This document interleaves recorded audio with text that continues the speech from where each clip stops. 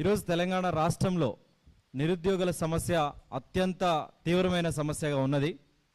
తెలంగాణ రాష్ట్రం కోసం యువతరమంతా పెద్ద ఎత్తున ఉద్యమ బాట పట్టాం. విద్యా సంవత్సరాలను కోల్పోయాం. అనేక కేసులని ఎదుర్కొన్నాం. తెలంగాణ రాష్ట్రం వస్తే నీళ్లు నిధులు నియామకాలు వస్తాయనే విశ్వాసంతోనే పోరాటంలో ముందు వరుసలో నిలిచాం. తెలంగాణ రాష్ట్రం వచ్చిన తర్వాత నియామకాల కేంద్రంగా పాలన సాగట్లేదనే విషయాన్ని ఆనాడు అనేక రూపాయల ఉద్యమాలు నిర్వహించిన సందర్భం మీ అందరికీ తెలిసిందే. ఈ నేపథ్యంలోనే నిరుద్యోగులకి న్యాయం చేయాలని చెప్పేసి పెద్ద ఎత్తున ఉద్యమాలు నిర్వహిస్తూ ఉంటే గత ప్రభుత్వం 2023లో కాంట్రాక్టులో పనిచేస్తున్నటువంటి కాంట్రాక్ట్ జూనియర్ లెక్చరర్లని, అట్లాగే డిగ్రీ కళాశాలల కాంట్రాక్ట్ లెక్చరర్లని, అదేవిధంగా పాలిటెక్నిక్ కళాశాలల కాంట్రాక్ట్ లెక్చరర్లని రెగ్యులరైజ్ చేసింది. సుమారు 5,540కి పైగా వారందరినీ రెగ్యులరైజ్ చేసింది.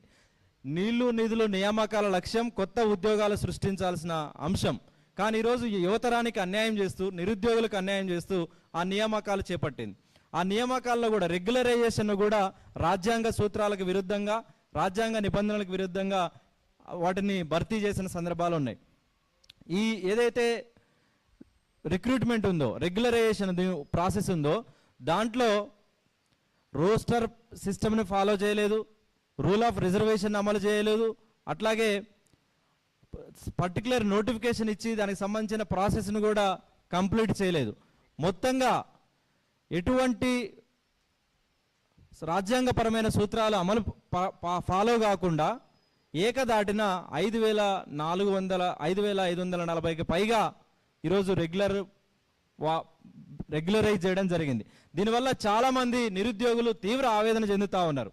మరోవైపు ఈ రెగ్యులరైజ్ అయిన వారిలో అధిక మొత్తంలో, ఎక్కువ శాతంలో కూడా వాళ్ళందరూ కూడా డేట్ ఆఫ్ జాయినింగ్ అయినప్పుడు ఒక సర్టిఫికెట్ ప్రొడ్యూస్ చేశారు. మళ్ళీ రెగ్యులరైజ్ సందర్భంలో ఒక మెమోని తీసుకొచ్చారు. వేరే రాష్ట్రాల్లో చదువుకున్నట్లు మెమోలు తీసుకొచ్చిన సందర్భం ఉంది. అట్లాగే వివిధ యూనివర్సిటీల్లో, వేరే యూనివర్సిటీలో, గుర్తింపు లేని యూనివర్సిటీలలో మెమోలు తీసుకురావడం జరిగింది. వీటన్నిటిని అంటే వాళ్ళు జాయిన్ అయినప్పుడు ఒక మెమోని ప్రొడ్యూస్ చేశారు, వాళ్ళు ఇప్పుడు రెగ్యులరైజ్ అయ్యేటప్పుడు ఒక మెమోని ప్రొడ్యూస్ చేశారు. అదేవిధంగా గతంలో ఒక పాస్ పర్సంటేజ్ ఉంది, మళ్ళీ ఇప్పుడు ఒక పాస్ పర్సంటేజ్ ఉంది. అంటే మొత్తంగా ఫేక్ సర్టిఫికెట్లతోని, తప్పుడు ధృవీకరణ పత్రాలతోని చాలామంది ఈ ప్రాసెస్లో రెగ్యులరైజ్ అయ్యారు. ఈ రెగ్యులరైజ్ చేయడం కోసం ఆనాటి ఇంటర్మీడియట్ అధికారులు కూడా పరోక్షంగా చేతివాటం చూసి వాళ్ళకి రెగ్యులరైజ్ చేశారా అనే అనుమానాలు కూడా ఈరోజు యువతరంలో కలుగుతూ ఉంది. అందుకే ఈరోజు ఉస్మానియా యూనివర్సిటీ విద్యార్థులుగా, నిరుద్యోగ జేఏసీ విద్యార్థి నాయకులుగా, నిరుద్యోగ జేఏసీ నాయకులుగా, ఓయూజేక్ నాయకులుగా మేము డిమాండ్ చేస్తూ ఉన్నాం. ఈ మొత్తం నియామకాల పద్ధతి ఏదైతుందో, ఈ రెగ్యులరైజేషన్ పద్ధతి ఏదైతుందో, ఇది రాజ్యాంగ స్ఫూర్తికి విరుద్ధంగా జరిగింది. నిరుద్యోగ జీవితాల్లో మట్టి కొట్టే విధంగా ఈ వ్యవహారం జరిగింది. కాబట్టి తక్షణమే ఈ ఏదైతే రెగ్యులరైజేషన్ చేశారో వీటన్నిటిని రద్దు చేయాలని మేము డిమాండ్ చేస్తూ ఉన్నాం. అదే సందర్భంలో ఎవరైతే చేతివాటం చూపి తప్పుడు పద్ధతుల్లో బ్యాక్డోర్ ఎంట్రీ ద్వారా ఉద్యోగాల రెగ్యులరైజ్ చేశారో వాళ్ళ మీద దర్యాప్తు చేసి చట్టపరమైన చర్యలు కూడా మేము తీసుకోవాలని డిమాండ్ చేస్తూ ఉన్నాం. అదే సందర్భంలో ఈ 5,540కి సంబంధించిన పోస్టులు ఏవైతున్నాయో వీటిని ఒక నోటిఫికేషన్ ద్వారా ప్రత్యేకంగా భర్తీ చేయాల్సిన అవసరం ఉంటుంది. వాటిని భర్తీ చేస్తే ఈరోజు నిరుద్యోగులకు అవకాశం కలిగే అవకాశం ఉంటుంది. ఎవరైతే మీరు చెప్తున్న కాంట్రాక్ట్ రెగ్యులరైజేషన్ కాంట్రాక్ట్ ఉద్యోగులు ఉన్నారో వాళ్ళకి కావాలంటే సమ్ వెయిటేజ్ ఇచ్చుకోండి. కానీ ఈరోజు మొత్తంగా వాళ్ళతో భర్తీ చేయడం వల్ల సంవత్సరాల తరబడి లైబ్రరీలలో చదువుకొని, కోచింగ్ సెంటర్లలో చదువుకొని, గ్రామాలని, తల్లిదండ్రులని, కుటుంబాలని వదిలేసి హైదరాబాద్ లాంటి మహానగరాలకు వచ్చి ఇరుకు గదులలో కోచింగ్ సెంటర్లో బందీ అయ్యి ఈరోజు చదువులు చదువుతున్న నిరుద్యోగులకి మరొకసారి మట్టుకొట్టే పరిస్థితి కనిపిస్తూ ఉంది. అందుకే రేవంత్ రెడ్డి సర్కార్ని, కాంగ్రెస్ ప్రభుత్వాన్ని మేము విజ్ఞప్తి చేస్తూ ఉన్నాం. ఈ మొత్తం వ్యవహారం మీద విచారణ చేపట్టండి. దీంట్లో లక్షల రూపాయలు చేతులు మారాయనే అనుమానాలు కూడా ఉన్నాయి. కాబట్టి వీటన్నిటి మీద విచారణ చేపట్టి వాటిని తక్షణమే నిలుపుదల చేయడం కోసం ఆర్డర్లు ఇవ్వాల్సిన అవసరం ఉందనే విషయాన్ని మేము రాష్ట్ర ప్రభుత్వాన్ని కూడా డిమాండ్ చేస్తూ ఉన్నాం.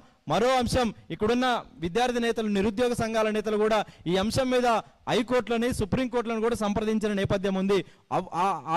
గౌరవ హైకోర్టులు కూడా, గౌరవ సుప్రీంకోర్టులు కూడా నిరుద్యోగుల తరపునే పాజిటివ్గా ఈరోజు ఆదేశాలు ఇచ్చిన నేపథ్యం ఉంది. నిన్న లేదు మొన్న కూడా సుప్రీంకోర్టు ఈ అంశం మీద స్టేటస్ కో